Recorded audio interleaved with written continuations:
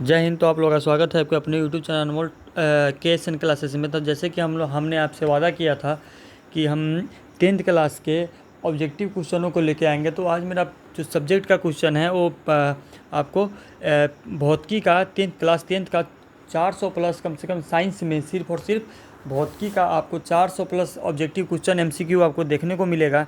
तो आज से आपकी ये क्लासेस शुरू है, तो बनाए रखिएगा, एकदम से मन से पढ़ने का प्रयास कीजिएगा, ठीक है। तो शुरू करते हैं आज के इस ऑब्जेक्टिव क्लास को। एकदम बेहतर ढंग से समझिएगा और बेहतर ढंग से पढ़ने का प्रयास कीजिएगा कि ऐसे ऐसे करके मैं सारे सब्जेक्टों को लेकर आऊँगा। और इसी भी 12th के आपकी हिस्ट्री की क्लासेस चल रही है ऑब्जेक्टिव की, जिसमें 4 चैप्टर तक कंप्लीट कर चुके हैं। प्ले लिस्ट बना हुआ है, वहाँ पर जाके आप सभी देख सकते हैं, उसको समझ सकते हैं, ठीक है। तो शुरू करते हैं आज का जो भौतिकी क्लास है, जो हमारा पढ़ना है उसके बारे में चर्चा करेंगे। उसके बाद कुछ क्वेश्चनों पर चलेंगे और क्वेश्चनों को देखेंगे, ठीक है। तो चलिए शुरू करते हैं। जैसे कि आप लोगों को बता दें कि आज हम लोगों को शुरू कर रहे हैं कि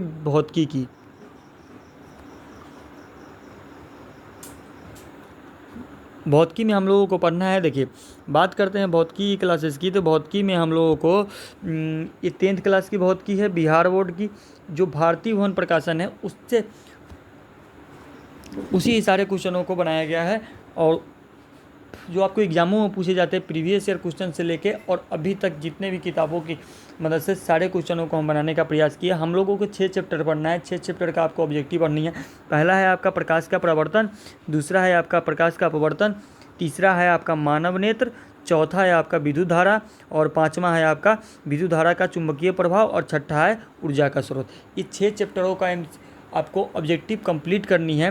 तो आज से शुरू कर, लेकिन एक बात बता दूं कि आज जो क्लास होगी उसमें पहला और दूसरा दोनों चैप्टर का ऑब्जेक्टिव आपको देखने को मिलेगा। दोनों चैप्टरों का एक साथ करने का हमारा मकसद यही है कि दोनों बहुत कुछ मिलता जुलता है, इसीलिए हम दोनों चैप्टरों को एक साथ कर दिए हैं। यानी कि आपका पहला और दूसरा चैप्टर तो आप यहीं से कंप्लीट हो जाएगा, ठीक है। इसी वीडियो से जितने भी एमसीक्यू क्वेश्चन हैं आपको यहीं से देखने को आपको मिल जाएंगे, ठीक है। शुरू करते हैं आज की पहली क्लास, ठीक है। तो पहला नंबर क्वेश्चन को देखते हैं। देखिए, कह रहा है कि पहला नंबर क्वेश्चन है कि प्रकाश की किरण गमन करती है। तो जब भी प्रकाश की किरण गमन करती है ना भैया, प्रकाश की किरण जो गमन करती है आपकी सीधी रेखा में गमन करती है। ऐसे सीधी रेखा में आपकी प्रकाश की किरण क्या करती है, आपकी गमन करती है। देखिए, प्रकाश फैलता कब है, जब किसी वस्तु से टकराता है तब वो प्रकाश चारों ओर विकृत हो जाता है, यानी कि चारों तरफ फैल जाता है। लेकिन जब प्रकाश गमन करती है तो सीधी रेखा में एक सीधी सी लाइन जो चलती है उस तरह से आपकी प्रकाश गमन करती है। आगे बात करते हैं, प्रकाश का वेग न्यूनतम होता है। तो प्रकाश का वेग कम कब होता है, यानी कि न्यूनतम का मतलब है कि कम। तो प्रकाश का वेग जब भी कम होगा ना आपके कांच में, यानी कि शीशा की बात करते हैं, वहाँ पर प्रकाश का वेग क्या हो जाता है, कम हो जाता है, यानी कि न्यूनतम होता है, ठीक है। तो आगे बात करते हैं कि मोटर गाड़ी के चालक के सामने लगा रहता है, कौन सा दर्पण लगा रहता है। तो याद रखिएगा, मोटर गाड़ी के चालक के सामने आपका उत्तल दर्पण लगा रहता है। कौन सा दर्पण लगा रहता है, उत्तल दर्पण लगा रहता है, ठीक है। चलिए आगे बात करते हैं। अगला नंबर क्वेश्चन, मोटर कार के हेडलाइट में किसका प्रयोग होता है। तो मोटर कार के हेडलाइट में जो आपका प्रयोग होता है वो अवतल दर्पण का प्रयोग किया जाता है। किस दर्पण का प्रयोग किया जाता है, अवतल दर्पण का प्रयोग किया जाता है। देखिए, मोटर गाड़ी के चालक के सामने जो लगा रहता है वो उत्तल दर्पण लगा रहता है, ध्यान में रखिएगा। अब मोटर कार के हेडलाइट में, यानी कि जो हेडलाइट होती है वहाँ पर हर किसी ने देखा होगा, वहाँ पर अवतल दर्पण का प्रयोग किया जाता है, ठीक है। आगे बात करते हैं कि समतल दर्पण द्वारा बना प्रतिबिंब होता है। देखिए, समतल दर्पण द्वारा बना प्रतिबिंब जो होता है ना वो काल्पनिक होता है। कौन सा होता है, वो काल्पनिक होता है, जिसकी हम कल्पना कर सकते हैं, सोच सकते हैं। वो रियल नहीं कह सकते, उसको काल्पनिक कह सकते हैं, जिसको हम सोच सकते हैं। समतल दर्पण द्वारा बना प्रतिबिंब जो भी होगा वो क्या होगा, आपको काल्पनिक होगा। आगे बात करते हैं, लेंस की क्षमता का एसआई मात्रक क्या होता है। तो लेंस की क्षमता के जब भी एसआई मात्रक की बात करेंगे तो डायऑप्टर होता है। आप सभी को पता है, ये बहुत इजी सा क्वेश्चन है, ये एग्जामों में पूछा गया है। लेंस की क्षमता का मात्रक जो होता है वो क्या होता है, डायऑप्टर होता है, ठीक है। चलिए आगे बात करते हैं। अगला नंबर क्वेश्चन देखते हैं कि सातवां नंबर क्वेश्चन है कि प्रकाश की किरणों को पथ दर्शाने वाले चित्रों को कहा जाता है। प्रकाश की किरणों को पथ को दर्शाने वाले चित्रों को कहा जाता है किरण आरेख। क्या कहा जाता है, किरण आरेख।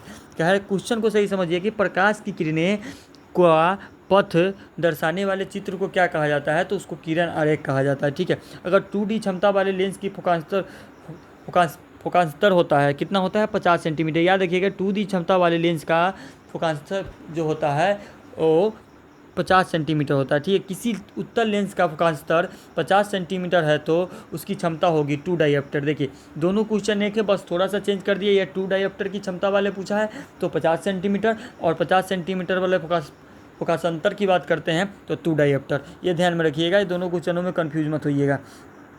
ठीक है, चलिए आगे चलते हैं, अगला नंबर क्वेश्चन देखते हैं। प्रकाश की किरणों के समूह को क्या कहते हैं? प्रकाश की किरणों के समूह को किरण पुंज कहते हैं, या सभी को पता है कि प्रकाश की किरण को क्या कहते हैं? किरण पुंज कहते हैं। ये क्वेश्चन बहुत बार पूछा गया है। ठीक है, बहुत सारे एग्जामों में आपके प्रीवियस ईयर एग्जाम में जितने भी पिछले जितनी भी एग्जाम हुई है ये क्वेश्चन बहुत बार आया हुआ है। ठीक है, आगे बात करते हैं उत्तल लेंस की क्षमता होती है, क्या होती है? ऋणात्मक या धनात्मक? धनात्मक। तो उत्तल लेंस की जो क्षमता होती है वो धनात्मक होती है। कौन सा होता है? उत्तल लेंस की जो क्षमता होती है वो आपके धनात्मक होती है। ठीक है, आगे बात करते हैं आगे कि अवतल लेंस की क्षमता होती है, अवतल लेंस की क्षमता आपकी ऋणात्मक होती है। याद रखिएगा, उत्तल लेंस की क्षमता धनात्मक होती है और अवतल लेंस की क्षमता ऋणात्मक होती है। ठीक है, आगे बात करते हैं उत्तल लेंस को कहते हैं, उत्तल लेंस को और क्या कहते हैं? उत्तल लेंस को हम अभिसारी लेंस कहते हैं। क्या, कौन सा लेंस कहते हैं? अभिसारी लेंस कहते हैं। किसको? उत्तल लेंस को हम क्या कहते हैं? अभिसारी लेंस कहते हैं। ठीक है, और अवतल लेंस को क्या कहते हैं? अवतल लेंस को हम अपसारी लेंस कहते हैं। कौन सा लेंस कहते हैं? अवतल लेंस को हम अपसारी लेंस कहते हैं। ठीक है, उत्तल लेंस को अभिसारी लेंस कहते हैं और अवतल लेंस को अपसारी लेंस कहते हैं। ठीक है, ध्यान में रखिए, कौन सा पदार्थ लेंस बनाने के लिए प्रयुक्त नहीं किया जा सकता? मिट्टी। ठीक है, मिट्टी से कभी लेंस नहीं बनाया जा सकता। ठीक है, याद रखिएगा, कौन सा पदार्थ से लेंस नहीं बनाया जा सकता? तो मिट्टी से कभी लेंस नहीं बनाया जा सकता। ये सभी को पता है कि मिट्टी से कभी लेंस नहीं बनाया जा सकता। ठीक है, आगे बात करते हैं, किस दर्पण से हमेशा वस्तु से छोटा प्रतिबिंब प्राप्त होता है? किस दर्पण से हमेशा वस्तु से छोटा प्रतिबिंब प्राप्त होता है? तो उत्तल दर्पण से हमेशा वस्तु का छोटा प्रतिबिंब बनता है। कौन से दर्पण से? उत्तल दर्पण से हमेशा वस्तु का क्या बनता है? छोटा प्रतिबिंब बनता है। ठीक है, ध्यान में रखिएगा इस चीज़ों को। किस दर्पण से बहुत वस्तु का बड़ा प्रतिबिंब बनता है? तो अवतल दर्पण से वस्तु का बड़ा प्रतिबिंब बनता है। देखिए, किस दर्पण में वस्तु का छोटा प्रतिबिंब बनता है? वो उत्तल दर्पण होगा, और किस दर्पण में वस्तु का बड़ा प्रतिबिंब बनता है? वो अवतल दर्पण होगा। ठीक है, इसको हमेशा ध्यान में रखिएगा। देखिए, प्रकाश के परावर्तन के कितने नियम हैं? प्रकाश के परावर्तन के 2 नियम हैं। इसको थ्योरी वाइज भी समझाया जाएगा इस चैप्टर को, लेकिन पहले ऑब्जेक्टिव को कंप्लीट करते हैं, उसके बाद थ्योरी सब्जेक्टिव पर चलेंगे। ठीक है, चलिए आगे बात करते हैं। जब प्रकाश की किरणें हवा से कांच में प्रवेश करती है तो मुड़ जाती है, अभिलंब के निकट मुड़ जाती है। जब प्रकाश की किरणें हवा से कांच में प्रवेश करती है तो मुड़ जाती है, आपको किस लेंस में? अभिलंब के निकट मुड़ जाती है। जैसे बात करें कि देखिए, मान लीजिए एक कोई अभिलंब है, बीच में इस तरह से बना दिया गया, ये 1 मिनट रुक जाओ, जैसे कि ये ऐसे बना दिया गया। ठीक है, ये इसको मान लीजिए कोई क्या है, इसको एक लेंस मान लीजिए, इधर एक किरण है, एक इधर किरण है। ठीक है, अगर प्रकाश की किरण जब हवा बहेगी और उसमें जब कांच में प्रवेश करती है तो किस तरफ मुड़ेगी? तो ये अभिलंब जो है ना, ये वाला इसके तरफ क्या हो जाएगी? इसके तरफ मुड़ जाएगी। ठीक है, हमेशा ध्यान में रखिएगा इस चीज़ों को। चलिए आगे चलते हैं, आगे बात करते हैं। इसको समझ गए? अब अगला देखिए। देखिए, फोटोग्राफी कैमरे का अभिदृश्यक होता है तो उत्तल लेंस का। ठीक है, फोटोग्राफी कैमरा में जो लगा रहता है ना लेंस, वो उत्तल लेंस लगा रहता है। हमेशा ध्यान में रखिएगा, फोटोग्राफी कैमरे में उत्तल लेंस लगा होता है। साइड मिरर के रूप में प्रयुक्त होता है। साइड मिरर के रूप में उत्तल दर्पण प्रयुक्त होता है। कौन सा दर्पण प्रयुक्त होता है? साइड मिरर के रूप में उत्तल दर्पण प्रयुक्त होता है। ठीक है, चलिए आगे बात करते हैं कि एक अवतल दर्पण को फोकस दूरी 10 सेंटीमीटर है तो उसकी वक्रता त्रिज्या होगी 20 सेंटीमीटर। याद रखिएगा, उसका दुगुना हो जाता है। एक अवतल दर्पण की फोकस दूरी 10 सेंटीमीटर है तो उसकी वक्रता त्रिज्या कितना हो जाएगी? आपकी 20 सेंटीमीटर हो जाएगी, उसके दुगुना हो जाती है। ठीक है, हमेशा ध्यान में रखिएगा कि जब भी अवतल दर्पण की फोकस दूरी अगर 5 सेंटीमीटर है, मान लीजिए अगर दे देता है क्वेश्चन में 5 सेंटीमीटर, तो उसकी फोकस दूरी क्या हो जाएगी? वक्ता त्रिज्या क्या हो जाएगी? उसकी 10 सेंटीमीटर हो जाएगी। अगर 10 सेंटीमीटर दिया है तो उसकी वक्ता त्रिज्या 20 सेंटीमीटर हो जाएगी। ठीक है, हमेशा ध्यान में रखिएगा। देखिए, निर्गत किरण एक अभिलंब के बीच के कोण को कहते हैं। निर्गत किरण एवं अभिलंब के बीच के कोण को कहते हैं तो निर्गत कोण कहते हैं। कौन सा कोण कहते हैं? निर्गत कोण कहते हैं। ठीक है, चलिए आगे बात करते हैं। सरल सूक्ष्मदर्शी में किसका उपयोग होता है? तो सरल सूक्ष्मदर्शी में उत्तल लेंस का उपयोग होता है। किस लेंस का उपयोग होता है? उत्तल लेंस का उपयोग होता है। सरल सूक्ष्मदर्शी में किसका उपयोग होता है? तो सरल सूक्ष्मदर्शी में उत्तल लेंस का उपयोग होता है। ठीक है। किस लेंस के द्वारा सिर्फ काल्पनिक प्रतिबिंब बनता है? तो अवतल लेंस के द्वारा सिर्फ और सिर्फ काल्पनिक प्रतिबिंब बनता है। ठीक है। किस लेंस के द्वारा सिर्फ काल्पनिक प्रतिबिंब बनता है? तो अवतल लेंस के द्वारा सिर्फ काल्पनिक प्रतिबिंब बनता है। ठीक है। चलिए आगे बात करते हैं। अगला नंबर क्वेश्चन है कि प्रवर्तन के नियम से निर्धारित होता है। प्रवर्तन के नियम से निर्धारित होता है। प्रवर्तन के नियम से निर्धारित होता है प्रवर्तन कोण, अपवर्तन कोण। ठीक है। प्रवर्तन के नियम से ही निर्धारित किया जाता है किसका? प्रवर्तन कोण का भी और अपवर्तन कोण का भी। ठीक है। आगे बात करते हैं। काल्पनिक प्रतिबिंब बनता है। काल्पनिक प्रतिबिंब होता है तो काल्पनिक प्रतिबिंब जो होता है वो सीधा होता है। ठीक है। काल्पनिक प्रतिबिंब कैसा होता है? काल्पनिक प्रतिबिंब आपका सीधा होता है। ठीक है। आगे बात करते हैं। लेंस में मुख्य फोकस की संख्या कितनी होती है? तो लेंस में मुख्य फोकस की संख्या 2 होती है। इसको VVI करके लिख लीजिएगा। ये क्वेश्चन पूछा गया है और पूछा भी जाएगा। लेंस की मुख्य फोकस की संख्या कितनी होती है? 2 होती है। ठीक है। सर्च लाइट का परावर्तक सतह होता है। सर्च लाइट का परावर्तक सतह होता है अवतल। क्या होता है? सर्च लाइट का परावर्तक सतह जो होता है वो होता है आपका अवतल होता है। ठीक है। चलिए आगे बात करते हैं। दाढ़ी बनाने में कौन सा दर्पण का प्रयुक्त होता है? तो दाढ़ी बनाने में आपका अवतल दर्पण का प्रयुक्त किया जाता है। ठीक है। अवतल दर्पण का उपयोग किया जाता है। दाढ़ी बनाने में अवतल दर्पण का उपयोग किया जाता है। ठीक है। आगे बात करते हैं। एक लेंस की क्षमता अगर 1 डायोप्टर है तो उस लेंस की फोकस दूरी होगी 100 सेंटीमीटर। ठीक है। अगर किसी लेंस की क्षमता 1 डायोप्टर है तो उसकी लेंस की फोकस दूरी जो होगी वो होगी आपका 100 सेंटीमीटर। ठीक है। आगे बात करते हैं। क्वेश्चन नंबर 32 कि किसी गोलीय दर्पण तथा किसी पतले गोलीय लेंस दोनों की फोकस दूरी -15 सेंटीमीटर है तो तथा लेंस संभवतः होगी दोनों अवतल। कहने का मतलब है किसी गोलीय दर्पण तथा किसी पतले गोलीय लेंस दोनों की फोकस दूरी -15 सेंटीमीटर है तो दर्पण तथा लेंस संभवतः होगा दोनों अवतल होगा। ठीक है। प्रकाश के अपवर्तन के कितने नियम हैं? प्रकाश के अपवर्तन के आपके 2 नियम हैं। ठीक है। चलिए आगे बात करते हैं। किसी माध्यम के अपवर्तनांक का मान होता है तो किसी माध्यम के अपवर्तनांक का मान जो होता है वो sin I बराबर sin I बटा sin R होता है। ठीक है। ये है sin I बटा sin R होता है। ठीक है। चलिए आगे बात करते हैं। एक उत्तल लेंस होता है। एक उत्तल लेंस क्या होता है? देखिए, एक उत्तल लेंस जो होता है किनारों की अपेक्षा बीच में क्या होता है? मोटा। क्या होता है? एक उत्तल लेंस होता है किनारों की अपेक्षा बीच में मोटा। ठीक है। अवतल लेंस का आवर्धन बराबर होता है। अवतल लेंस का आवर्धन बराबर होता है V/U। क्या होता है? अवतल लेंस का आवर्धन जो होता है V/U। गोलीय दर्पण में फोकासतंत्र एवं वक्रता त्रिज्या के बीच संबंध है तो R बराबर 2F। क्या है? R बराबर 2F। सोलर कुकर में प्रयोग किया जाता है तो सोलर कुकर में अवतल दर्पण का प्रयोग किया जाता है। कौन से दर्पण का प्रयोग किया जाता है? अवतल दर्पण का प्रयोग किया जाता है।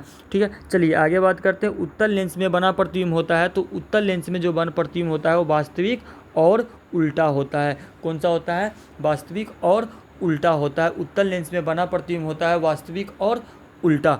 ठीक है। चलिए आगे बात करते हैं। अगला नंबर क्वेश्चन नंबर 40। देखिए, उत्तल लेंस में जब बिंब F और 2F के बीच रखा जाता है तब बना प्रतिबिंब होगा बड़ा और वास्तविक।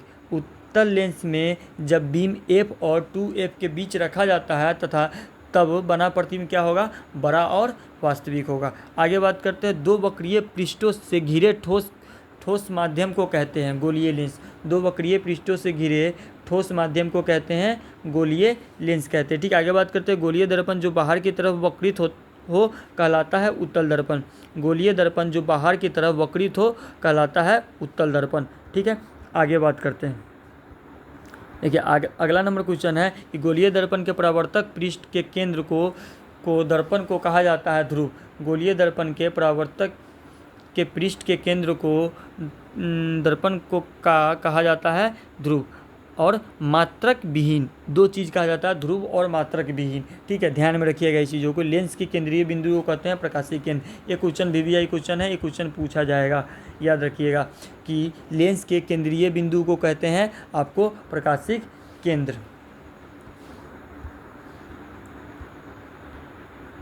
देखिए आगे बात करते हैं। अगला नंबर क्वेश्चन देखिए। अगला नंबर इनमें से कौन दर्पण का सूत्र है? देखिए, दर्पण का सूत्र है I/V प्लस I/U बराबर I/F। ठीक है, एक I/V यानी कि 1/V प्लस 1/U बराबर 1/F।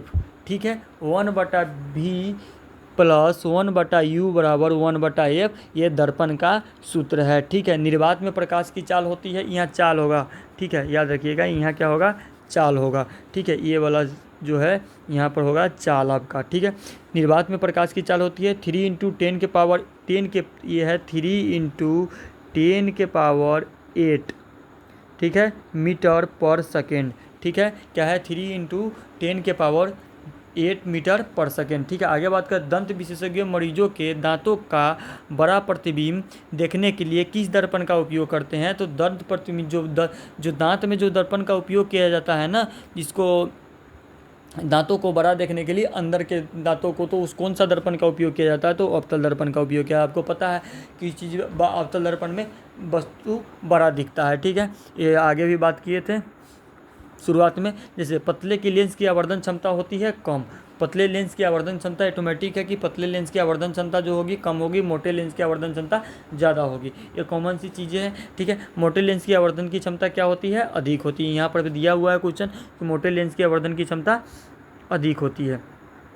ठीक है, चलिए आगे बात करते हैं। अगला नंबर क्वेश्चन है आपका कि अवतल दर्पण के ध्रुव और मुख्य फोकस के बीच रखे बीम का प्रतिबिंब की प्रकृति होती है आभासी और सीधा। अवतल दर्पण के ध्रुव और मुख्य फोकस के बीच रखे बीम का प्रतिबिंब की प्रकृति होती है आभासी और सीधा। ठीक है, आगे बात करते हैं। उत्तल लेंस का प्रकाशिक केंद्र और मुख्य फोकस के बीच रखे बीम का प्रतिबिंब की प्रकृति होती है आभासी और सीधा। ठीक है, अवतल दर्पण में भी और उत्तल दर्पण में भी दोनों का, ठीक है, आभासी और सीधा होगा। ठीक है, बात करते हैं अवतल दर्पण के मुख्य फोकस पर रखे बीम का प्रतिबिंब की स्थिति होती है अनंत पर। अवतल दर्पण के मुख्य फोकस पर रखे बीम का प्रतिबिंब की स्थिति होती है अनंत पर। आगे बात करते हैं, अगला नंबर क्वेश्चन क्या है कि उत्तल लेंस के मुख्य फोकस पर रखे प्रतिबिंब की स्थिति क्या होती है? उत्तल लेंस की मुख्य फोकस पर रखे प्रतिबिंब की स्थिति आपकी क्या होती है? ये देखिए अनंत पर। कहाँ पे होती है? आपके अनंत पर होती है। ठीक है, याद रखिएगा इस क्वेश्चन को। आगे बात करते हैं अवतल लेंस के मुख्य फोकस पर रखे बीम का प्रतिबिंब की स्थिति होती है प्रकाशिक केंद्र और फोकस के बीच। ये सारे के सारे अच्छे क्वेश्चन हैं, इसको बहुत ही मेहनत से बनाया गया है, तो इसको बेहतर ढंग से पढ़ने का प्रयास कीजिएगा और समझने का प्रयास कीजिएगा। जब तक इस क्वेश्चनों को सही ढंग से नहीं पढ़िएगा और नहीं समझिएगा तब तक कुछ ना होने वाला है। और ये सारे क्वेश्चन ये एक 10th में ही नहीं, आपके आने वाले फ्यूचर में भी काम आने वाले हैं ये सारी चीज़ें। तो ठीक है, इसको एकदम ध्यान से और मन से पढ़ने का प्रयास कीजिएगा। ठीक है, आगे चलते हैं। क्वेश्चन नंबर 55 की बात करते हैं। तो अवतल लेंस के सामने अनंत पर रखे बीम का प्रतिबिंब की स्थिति होती है फोकस पर। कहाँ पर? फोकस पर। अवतल लेंस के सामने अनंत पर रखे बीम का प्रतिबिंब की स्थिति होती है फोकस पर। ठीक है, आगे बात करते हैं। अवतल दर्पण के सामने अनंत पर रखे बीम का प्रतिबिंब की स्थिति होती है फोकस पर। यह क्वेश्चन, अवतल लेंस, एक अवतल लेंस है और एक अवतल दर्पण है, दोनों ही फोकस पर होगा। ठीक है, हमेशा ध्यान में रखिएगा। आगे बात करते हैं। मुख्य फोकस से गुजरने वाली प्रकाश की किरण उत्तल लेंस से परावर्तन के पश्चात निर्गत किरण के मुख्य अक्ष के समांतर होती है, समांतर जाती है। ठीक है, याद रखिएगा कि मुख्य फोकस से गुजरने वाली प्रकाश की किरण उत्तल लेंस से अपवर्तन के पश्चात निर्गत किरण मुख्य अक्ष के समांतर जाती है। ठीक है, हमेशा इस चीज़ों को एकदम से ध्यान से और सही ढंग से पढ़ने का प्रयास कीजिएगा। ये था आपका चैप्टर की बात करें तो ये पहला और दूसरा का आपका ऑब्जेक्टिव था। अगर इसका पीडीएफ चाहिए, अगर किसी भी का पीडीएफ चाहिए तो हमारे नंबर पे आप कॉल कर रहे हैं, मैसेज करके व्हाट्सएप या टेलीग्राम पे आप इसका पीडीएफ ले सकते हैं और मंगा सकते हैं। और चैनल को ज़रूर सब्सक्राइब ज़रूर कर दीजिएगा। ठीक है, वीडियो बहुत सारे क्या होते हैं ना कि बहुत सारे, हम अभी इसका डाटा देख रहे थे यूट्यूब का, तो बहुत सारे सब्सक्राइबर हैं वो तो वीडियो देखते हैं, लेकिन बहुत सारे ऐसे भी है जो सब्सक्राइबर नहीं है, वीडियो पूरा देखते हैं लेकिन उसको चैनल को सब्सक्राइब नहीं कर रहे। तो इतनी ज़्यादा कटौती मत कीजिए, सब्सक्राइब, लाइक और शेयर में कोई कमी ना कीजिए। अगर हम आपके निस्वार्थ अगर फ्री शिक्षा दे रहे हैं, तो उसका लाभ ज़रूर उठाइए। धन्यवाद आज के लिए, जय हिंद। मिलते हैं कल नेक्स्ट वीडियो में चैप्टर नंबर 3 और आपके इतिहास का 12th वाले का चैप्टर नंबर 5 के ऑब्जेक्टिव पे। ठीक है, तो आज के लिए इतना ही। धन्यवाद, मिलते हैं कल। जय हिंद।